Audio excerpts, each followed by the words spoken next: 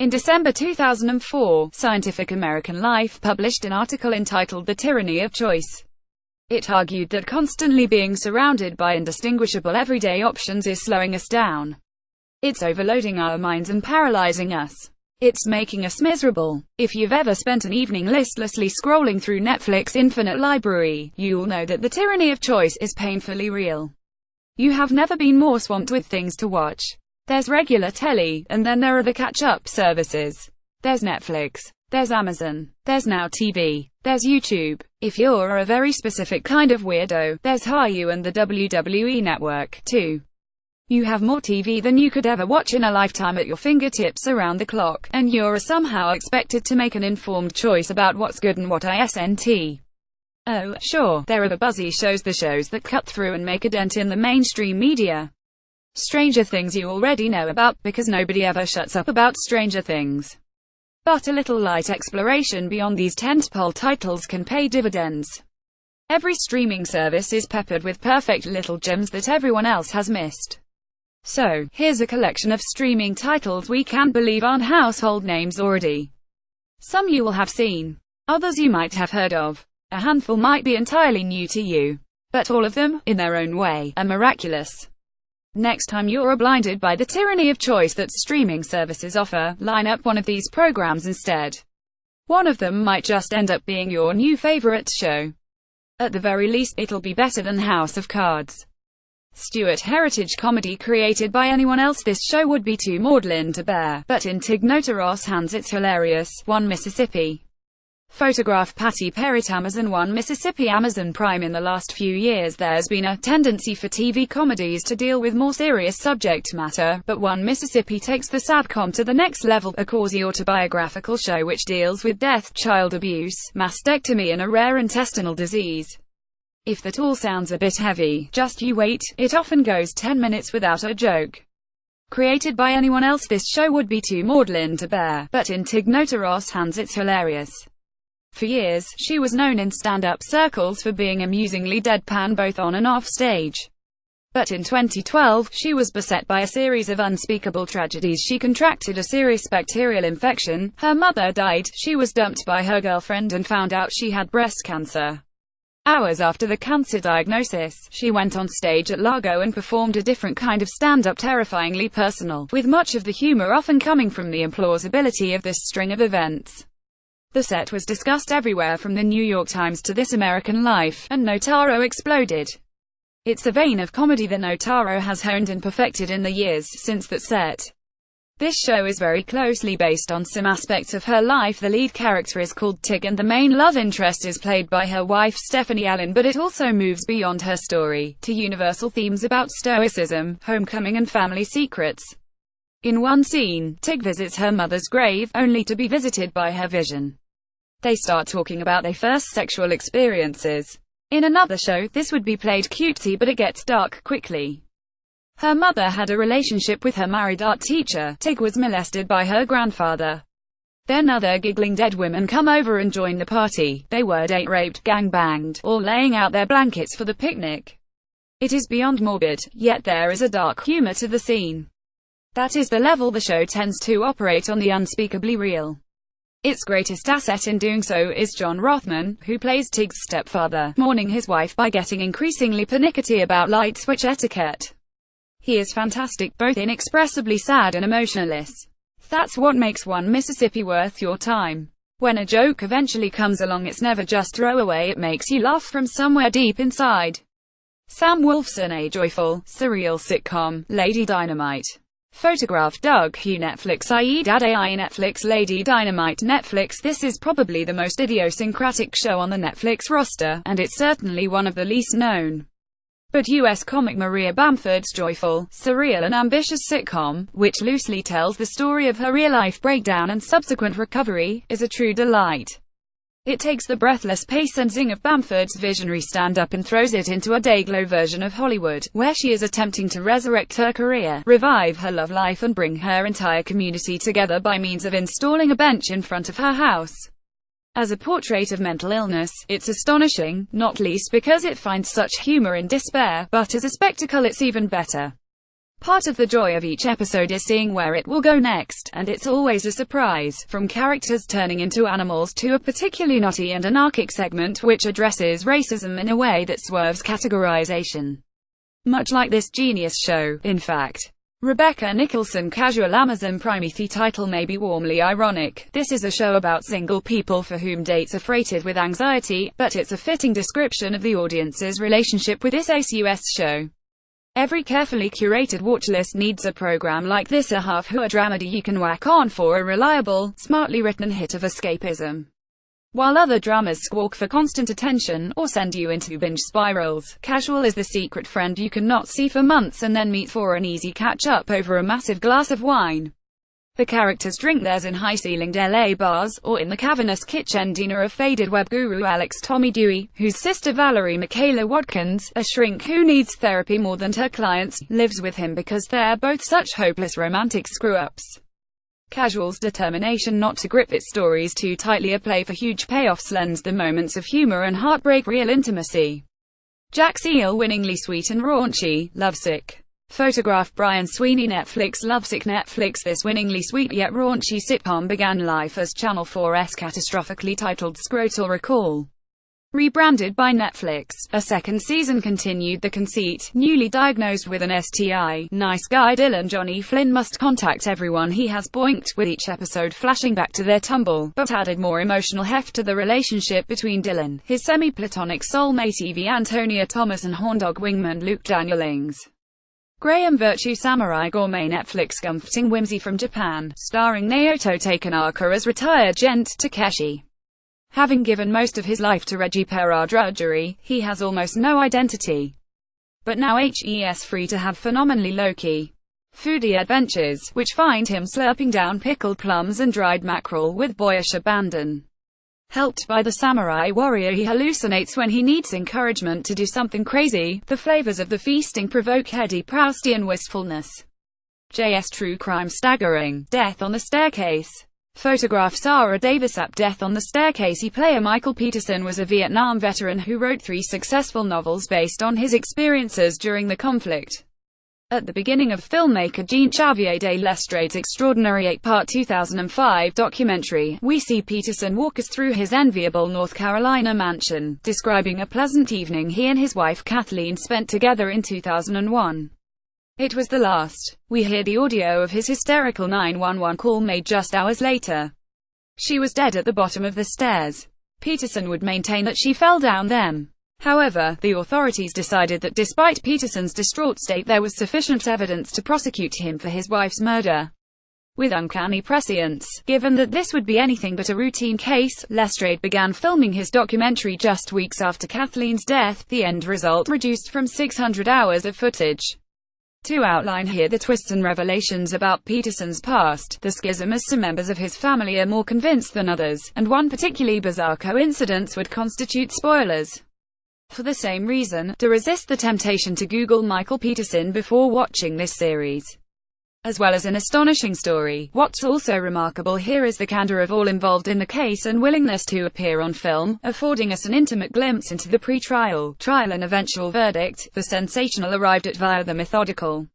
The bombshells resound all the more against the understated backdrop of legal procedure, the chug of a fax machine, the homely North Carolina accents, even moments of courtroom humor, all of which run counter to the raging emotional drama at this documentary's core. Also under the spotlight are the media, who inevitably seem to treat this case almost as a tremendous diversion rather than a tragedy, the clicking of their camera shutters a recurring soundtrack. At the center is Peterson himself, his face jowly and etched with experience, William H. Macy-esque. At all times he must be conscious that helps not just trying to convince the authorities and his loved ones but a mass TV audience. Is this the face of a bereaved man appallingly wronged, or a coolly unscrupulous murderer whose capacity for fiction extends beyond the pages of his books to gross deceit? Decide for yourself and catch, if you can, Lestrade's equally staggering sequel The Staircase to The Last Chance. David Stubbs BBC Three's fascinating first foray into true crime, Unsolved.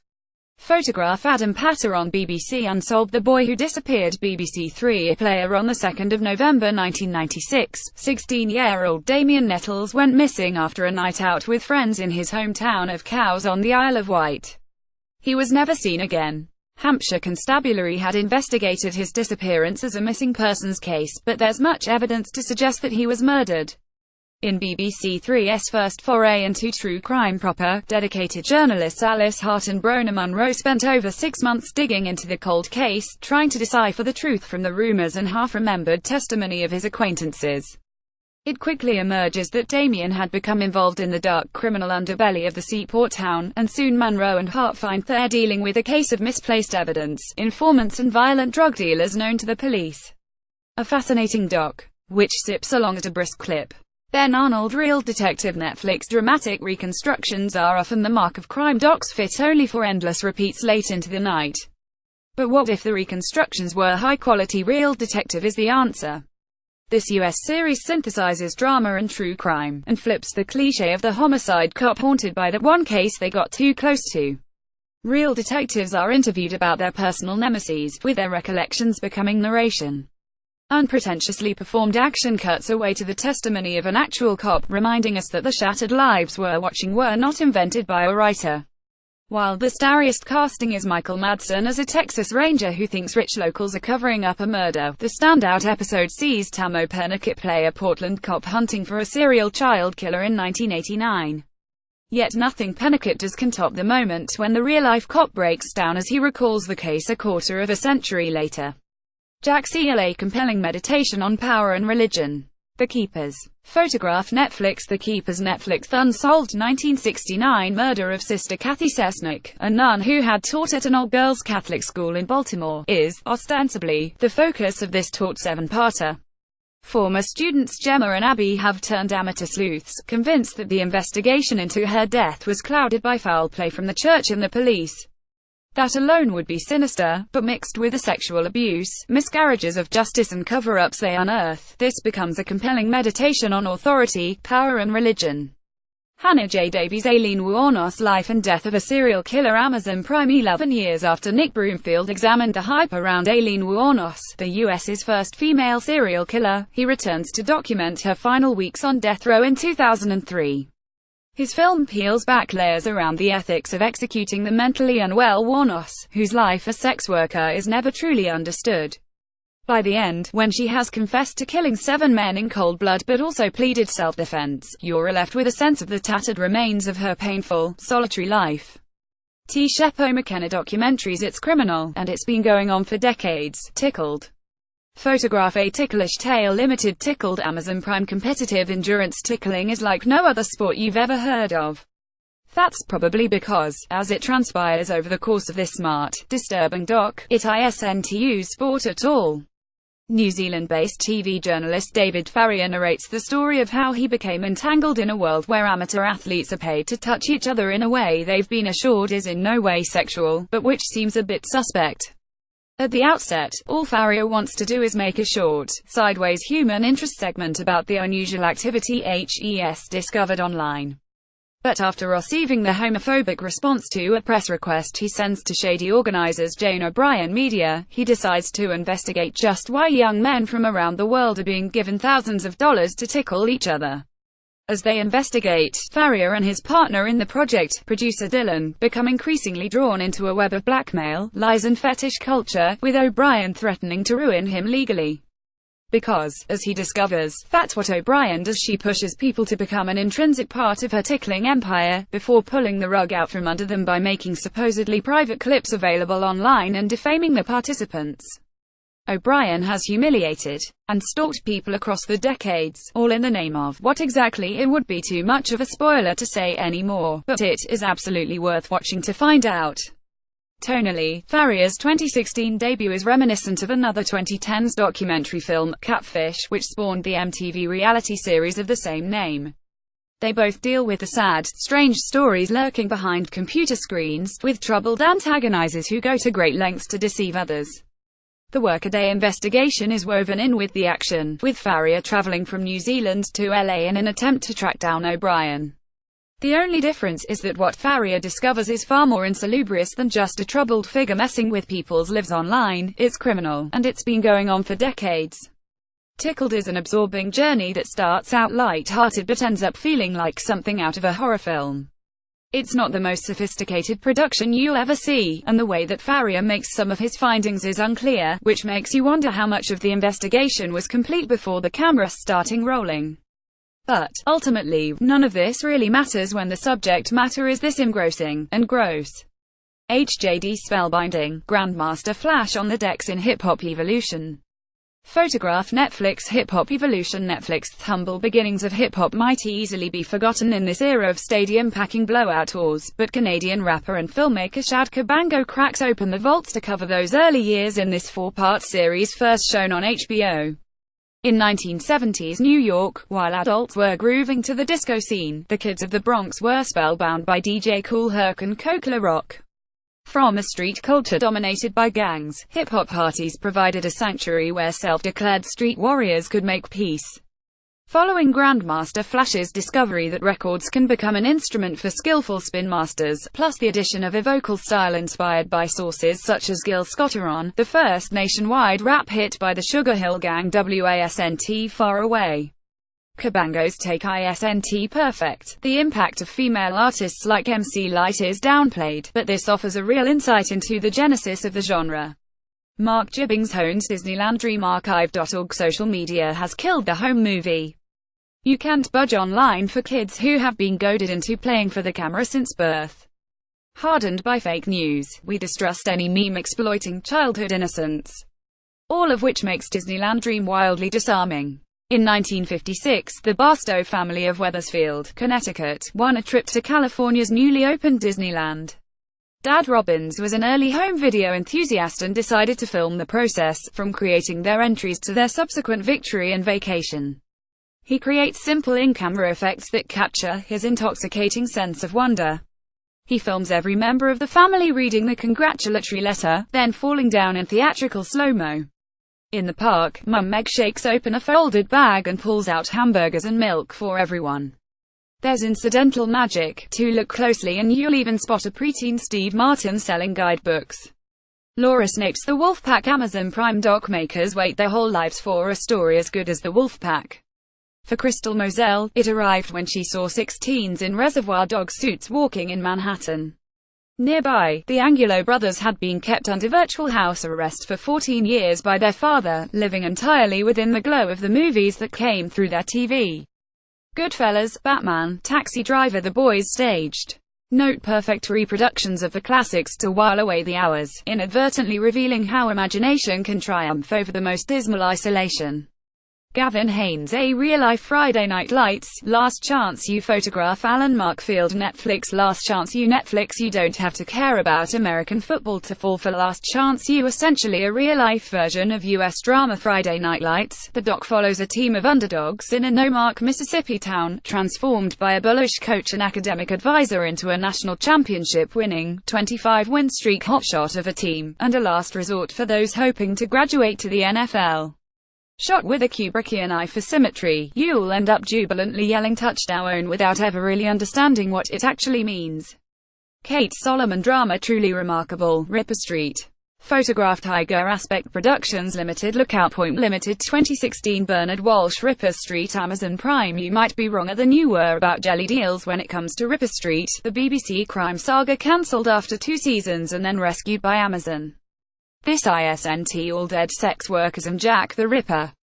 Rather, it's set in Whitechapel just after the notorious killer has ended his spree. The streets buzz with fear and the local law, led by Matthew McFadden's Detective Inspector Edmund Reed, a troubled tombstone in a brown hat, try to maintain order. But from the docks to the music hall, a sense of evil that's as strong as the porter that flows from the tavern taps looms over the residents. Human life crams the thoroughfares, bringing stories of horror, survival, redemption and regret. Here, every word crackles with meaning, encapsulating the hope and despair of the life that clings to its flagstones. No man or woman is an island, and though the moral pendulum swings wildly, all must answer to a higher power in the end. Inspector Reed's obsession with the tainted fabric of this neighborhood sees weekly crime puzzles give way to a more soulful storytelling experience towards the end of Series 5, as strands from the protagonists' lives draw together. Incredible guest performances from David Threlfall, Jonas Armstrong and Joseph Moore add texture to the already dense tapestry, and several episodes are true works of art. For me, it has always stood out for its truly remarkable writing and the kind of dialogue no other British drama has come near, since every sentence a meticulous, filigreed spoonful. The delicious, meaty ensemble performances surround McFadyen as he presides over his grisly archive, Jerome Flynn as human knuckle D.S. Bennett Drake, Mianna Buring's steely brothel Madame Longsusan, and Adam Rothenberg's sexy, liquorzote forensic genius, Homer Jackson. In later series, add to that the rousing performance of Lydia Wilson as music hall proprietress Mimi Morton, and you have a Victorian team of sorts, delivering justice by their own means. The men fight demons, but the women do not simper nearby. They run businesses and commit murders and have as much agency as their male counterparts. I defy you to find another period drama that evens the gender scale so admirably.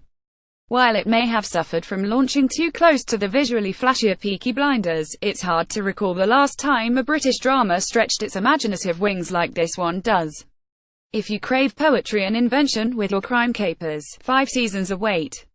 Julia Rayside worth ruining your Amazon recommendations for The Girlfriend Experience. Photograph Kerry Hayes 2016 Stars Entertainment, LLC The Girlfriend Experience Amazon Prime warning: this will knacker your Amazon recommendations. The algorithm knows it's an explicit drama about high-end prostitution, but can't discern that the other content tagged with those attributes is exploitative dreck with none of the sleek menace or unsolvable moral tangles of The Girlfriend Experience. It's worth a shame. Riley Keough is sensational as Christine, a law student who is drawn into a lucrative sideliner type of escorting where she fakes a relationship with a client. The show explores power, money and misogyny via the sad millionaires who hire Christine. But our focus is her emergence as a shark-eyed sociopath, bent on revenge against the patriarchy, pitiless capitalism. Her own past, Keough embodies a capable schemer while letting flashes of vulnerability sneak through, so we're not sure whether to applaud Christine's agency in this acid fantasy, or hope she steps back from the abyss. JS 3% Netflix released last year. 3% is Netflix's first original series to come from Brazil, and was directed by C. Acute Sar Shalom, the Oscar-nominated cinematographer behind City of God. Set in a dystopian future, it finds the vast majority of the populace living in squalor, but at the age of 20, young people take part in a series of tests which could allow them access to a utopian paradise called the Offshore. As per the title, only 3% will be chosen. Weighed heavy with other film and literary touchstones from The Hunger Games to Lord of the Flies, candidates are sent to a futuristic desert facility to commence the rigorous, dangerous process. What it lacks in production dollars it makes up for in the compulsive viewing stakes. Leaders emerge, alliances form and a resistance movement plots revolution. There's deceit, betrayal, jeopardy, all the good stuff basically. Best enjoyed with the subtitles on, unless you're a fan of overplayed dubbing. BA profoundly evocative. Inside Number 9. Photograph BBC Sophie Mutavalian. Inside Number 9 Netflix Witch Trials, Office Karaoke, Snuff Films, Party Games, Incestuous Cannibalism. No subject matter is too terrible, or trivial, for Steve Pemberton and Reece Shearsmith's hair-raisingly inventive anthology series. With help from a rotating cast of acting aristocracy, the League of Gentlemen duo have spent 3 series battering down the divisions between comedy, horror and drama. However, one episode towers above the rest. The Sheridan Smith starring 12 Days of Christine is one of the most profoundly evocative half-hours of TV ever made. Rachel OSD Unreal. Amazon Prime. Unreal is what happened when US TV producer Sarah Gertrude Shapiro escaped from her job on reality dating show The Bachelor and co-wrote a deliciously schlocky drama set behind the scenes of a similar program. It stars Shiri Appleby as mentally unstable producer Rachel, trapped in a mutually destructive working relationship with exec producer Quinn Constance Zimmer, who is basically molten lava in female form. Morally dubious at best, homicidal power junkies at worst, you won't be able to take your eyes off them. Junior web series, an elegantly easy watch. Her story. YouTube. What is a polite way to ask what someone is? Inquires Ali, a renegade reporter for fictional queer publication Gay LA. Her current focus is a piece on trans people in her local area, not in a Jerry Springer-style sensationalist way, as her bigoted friend suggests, but through a thoroughly reported, warm and relatable narrative which positions trans people as visible members of society rather than a spectral other. Through Ali's cautiously fumbling approach we follow her story, a 6-part web drama about queer and trans women, and the only non-network series nominated in the Outstanding Short-Form Comedy Drama Series Emmy category in 2016. We collectively wince as Ali asks the sort of clunky, blunt questions about sexual orientation that a cisgendered person would never get asked. Ali generally gets it wrong while attempting to write, and the small-budget show manages to tell a nuanced story in short, 7-minute-long episodes. Aside from plowing through a barrage of hearty subjects seamlessly, the series also manages to remain light and full of savvy humor. Overall, her story is a series so nourishing and skillfully woven that the YouTube comments overflow with thankful and abundant praise. Through her journalism, Ali befriends Violet, who transitioned to a woman.